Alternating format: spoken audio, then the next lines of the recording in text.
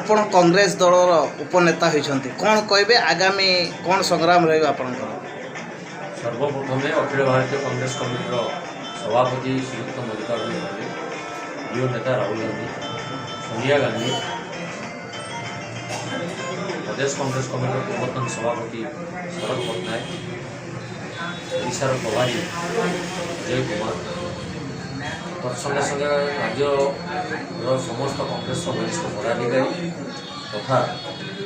ବରିଷ୍ଠ ନେତୃମଣ୍ଡଳୀ এবং ବାସଦେବପୁର ଅଞ୍ଚଳର ଜନସାଧାରଣ ମା ମାଉସୀ ଭାଇ ଭଉଣୀମାନଙ୍କୁ ସର୍ବପ୍ରଥମେ କୃତଜ୍ଞତା ଜଣାଇବି ଯେ ଆଜି ମୋତେ ଏ ଜାଗାରେ ପହଞ୍ଚାଯାଇଛି ଏବଂ এটা ମୋ ପାଇଁ ଖୁସି ନୁହେଁ, ଗୋଟେ ଆହ୍ୱାନ। ବିରୋଧୀ ଦଳର ବିଧାୟକ ଦଳର